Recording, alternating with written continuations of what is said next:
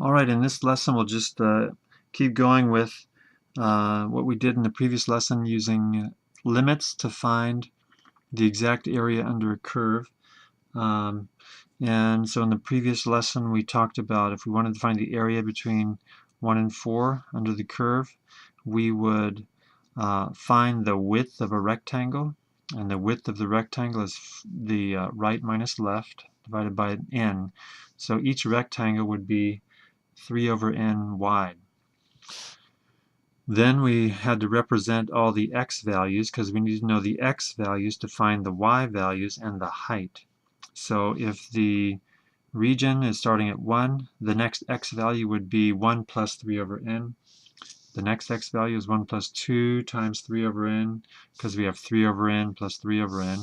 And if we go, we continue on, we can generalize that to 1 plus I, 3 over n, and this represents any x value in the interval. So if we have f of that x value, this will be the y value times the width. If we say this is f of x, then the y value is f of the x value. And if we have the summation of all these areas, of n of them, now we have the area of n rectangles. Here's the area of one rectangle, here's the area of n rectangles, and then here's the area of infinite rectangles. So this is using rectangles of equal width. Everything has the same width. In a Riemann sum, they modify that to say that every rectangle can have a different width, but we have the limit as the widest rectangle. The width of the widest rectangle goes to 0. So that's the notation used in proving the fundamental theorem of calculus. So here we won't deal with that. We're just going to stick with regular rectangles of equal width. But now we can look at this notation. This is the definite integral, and we can finally see what this dx means.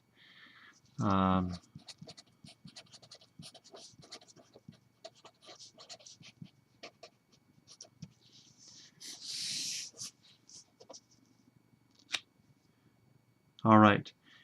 Find the area under this function between -2 and 3.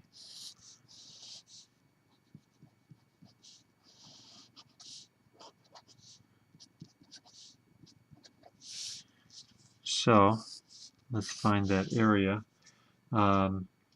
And we need to have we want to represent the ith rectangle. So we know that the width of a rectangle is 3 minus -2 over n. 5 over n is the width of a rectangle. And then we know that we're going to keep adding 5 over n. So we can say that the ith x value is going to be -2 plus I times 5 over n. And then we can use that to find the height. So we're going to have the area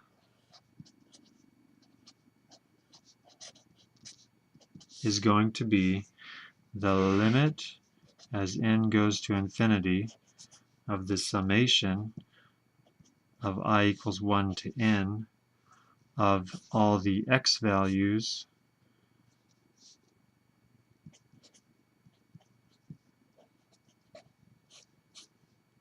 substituted into the function times the width of each rectangle.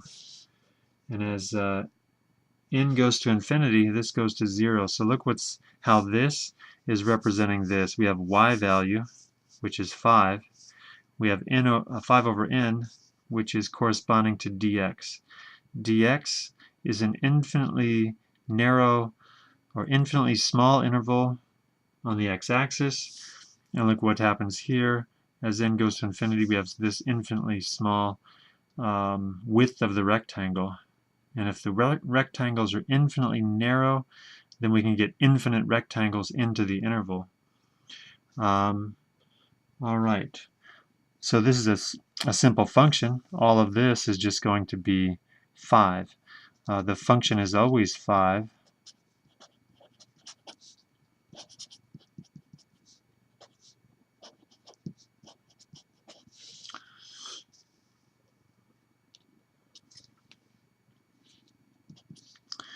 All right, and we have a limit as n goes to infinity.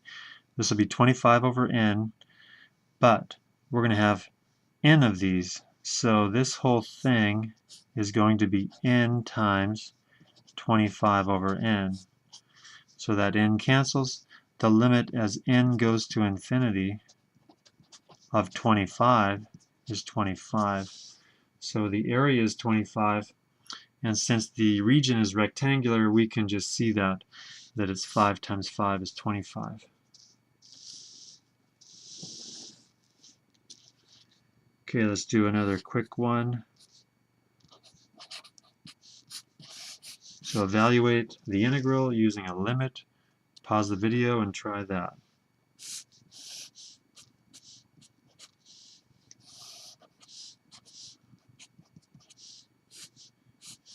All right, the width of the rectangle, we have 7 minus 1 over n, 6 over n is the width of a rectangle. 6 over n.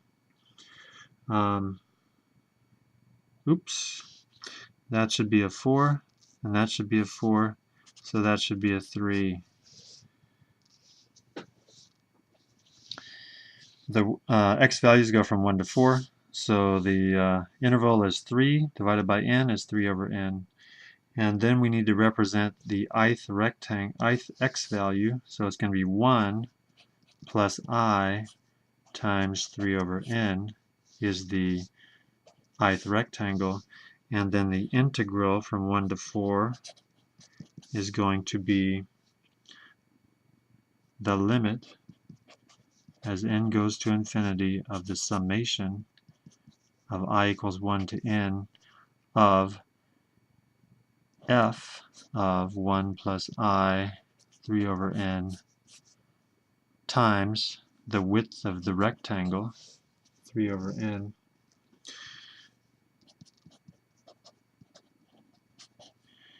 All right, so the function, the y value of every x value in this function, the y value is always 7.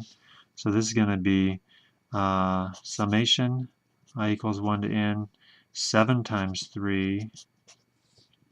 And then if we add this up n times, there'll be n of them.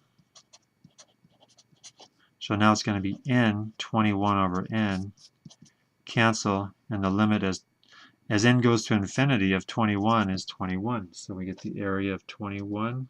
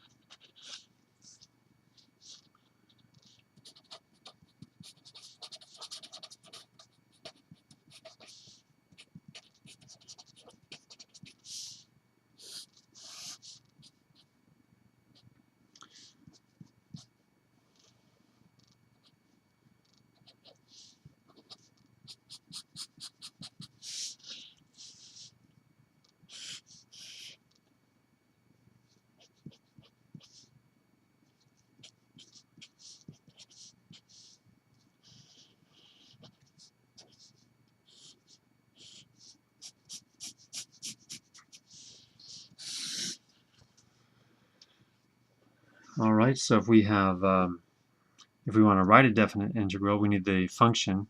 So we can see that this line has a slope of -1, down 3 over 3. Slope is -1, and the y-intercept is 3. So we know that the function is -x plus 3. and then we have to write the integral. So we're going to integrate this from 0 to 3, and then put the dx there, and that's all we have to do for this problem. So pause the video and try that problem. We're going to find the function. The function is 1, 2, 3, 4, y equals 4. So we just integrate from -2 to 1 of the function times dx. That's how we write the integrals. And now let's look at some properties of definite integrals. We have, here's a common question where we don't have the actual function. We just have integral values.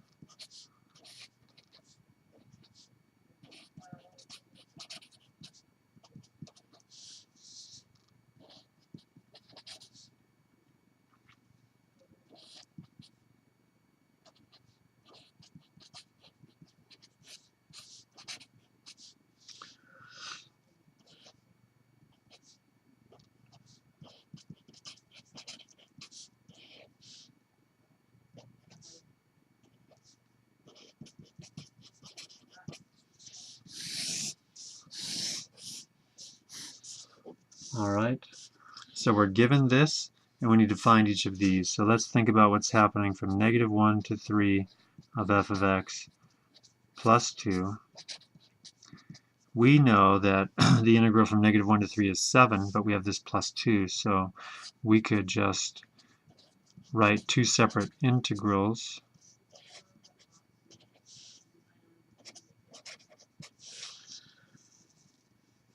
And we know that this is 7, that was given. This, without using the fundamental theorem of calculus, we could think of this as being from -1 to 3. The function is y equals 2, and we're looking for that area. That's 4 times 2, so we have 8. All right, let's try that one.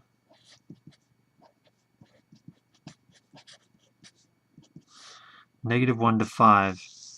All right, well this goes -1 to 3, and then 3 to 5. So this integral is just going to be the sum of these two integrals. Now we go 3 to 5.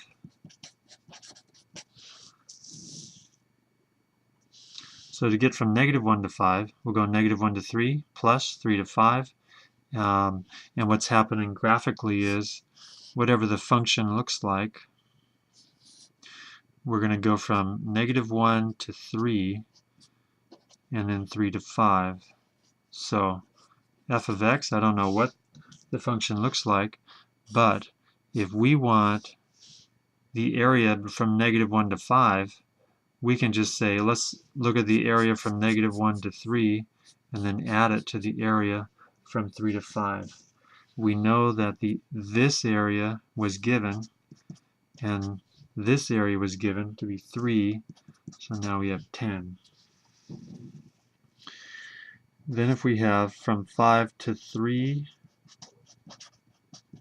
that's going to be the negative of 3 to 5.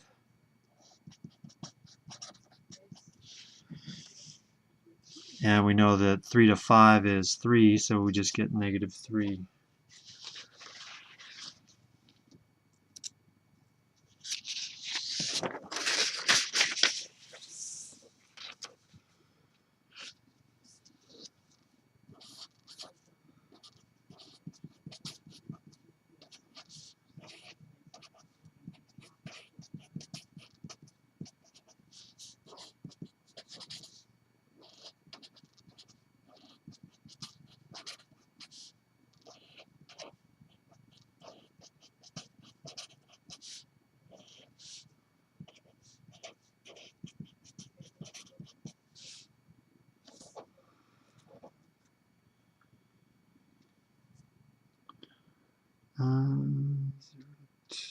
Okay, so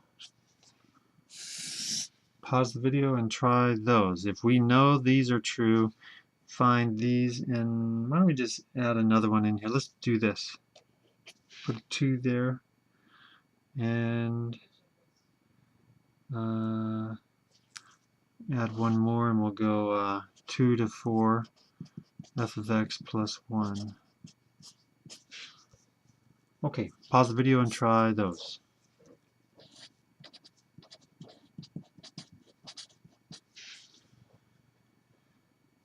Well, we don't have a integral from 2 to 2 given, but let's think about what that means in a graph.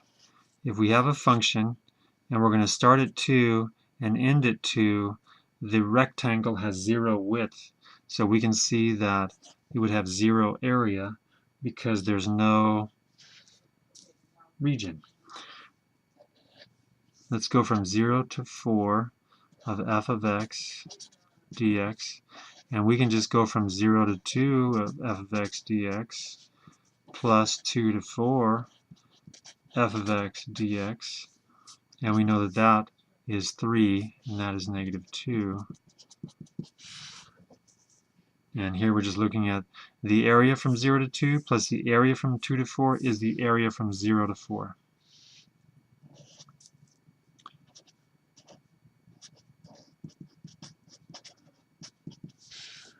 Alright, let's just put the 2 in front, and if we switch the order of the limits, we'll make it negative. So now we have negative 2 times the integral from 0 to 2 is 3.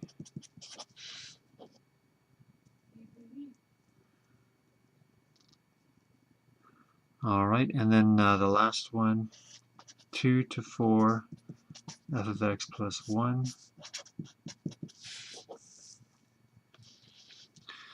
We can write it as 2 to 4 of f of x plus 2 to 4 of 1 dx.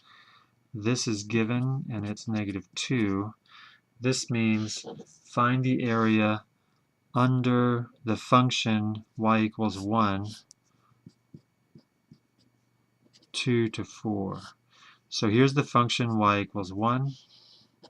Let's find the area between 2 and 4, and we know that 2 times 1 is 2. Alright, so those are some light algebra problems. Now let's go do one more heavy algebra problem, and we're going to do the same thing we did in the last lesson, but now we're going to just have this notation to start. And let's evaluate using a limit.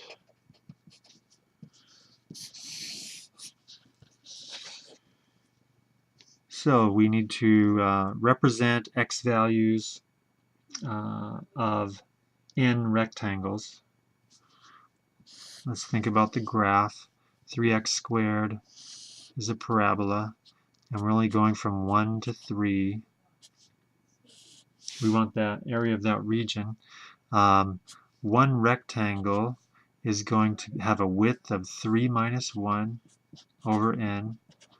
So the width of a rectangle is 2 over n, and then we build everything based on that. The first x value would be 1 plus 2 over n. The next x value would be 1 plus 2 times 2 over n. And then we're going to go to 1 plus I times 2 over n. We've done that several times already, so we won't do the whole table, but that's all we need to represent all of the x values.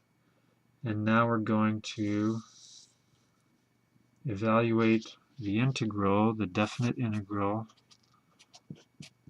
using a limit. It's equal to the limit as n goes to infinity of the summation from I equals 1 to n of f of 1 plus I over 2n times 2 over n. Here's the y value, or the height of each rectangle, and here's the width of each rectangle. We're going to add up an n of these. Here's n, or the area of n rectangles. Putting this here says the area of infinite rectangles.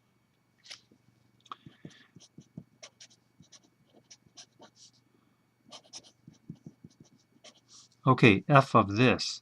So now we look back at f, 3x squared. So we have 3x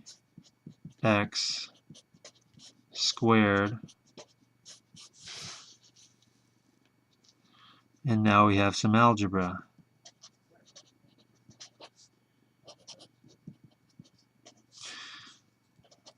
Alright, when we square that, we have 1 squared. But then we have 1 times this, and this times 1. That means we have 2 of those. 2i, 2 over n. And then we have to square that. I squared, 4 over n squared, 2 over n.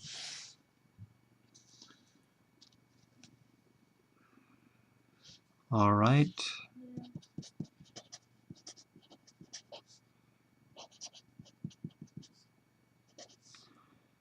So I'm just going to put this 2 in front as a 6. And then we can put the n under each of these.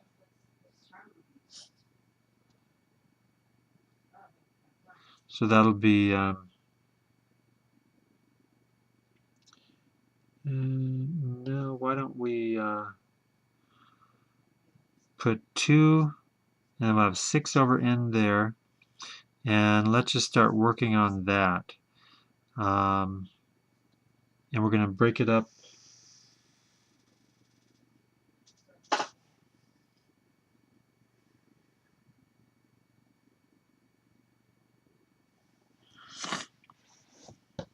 We need to break it up into 3 summations. So we're going to put this out in front.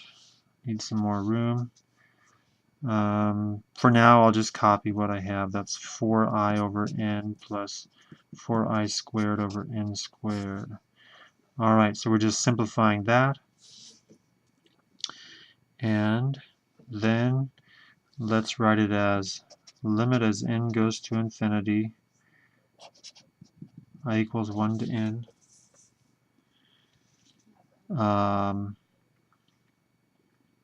Let's put the 6. I can't put it out there. Let's leave the 6 where it is. 6 over n times 1. So I'm going to do sigma of this plus sigma of this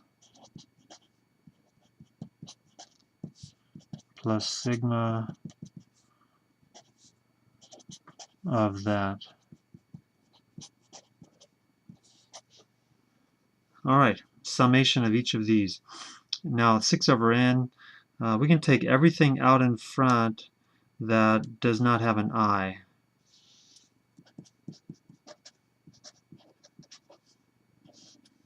So this could just be 6 over n sigma of 1. This is going to be 24 over n squared sigma of I. And this is 24 over n cubed sigma of I squared.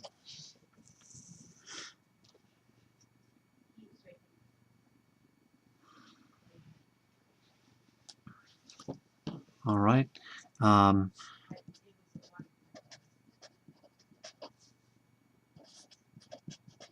Sigma of 1 is just n.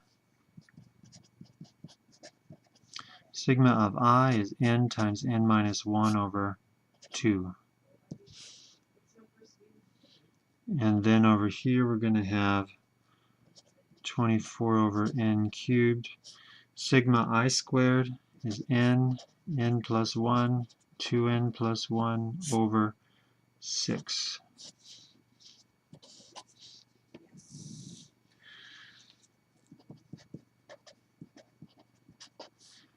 So here we have a 6.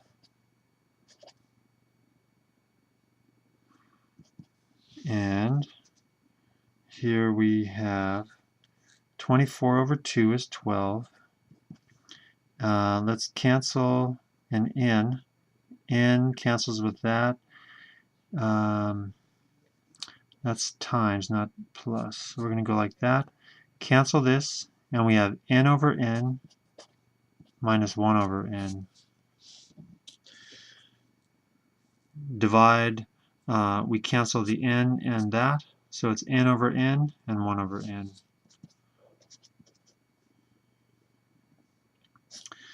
All right, this one we're going to have to wait and expand this. We could cancel this, and that becomes a 2. And now we just have 2n squared, 2n plus n, and then 1.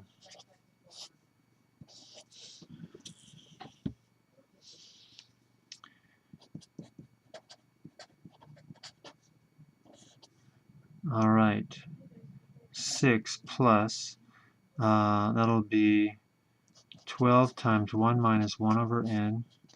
And over here we're going to have 24 over 6. 24 over 6, 4. And then 2n squared over n squared. 3n over n squared. 1 over n squared. Okay, and we're going to have,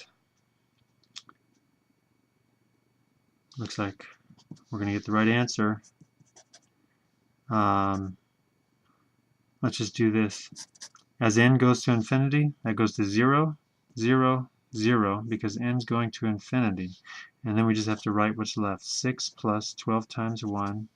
And then we have 4 times 2. And we get 14 plus 12 is 26. And that's the area under the curve. All right, and we'll stop there.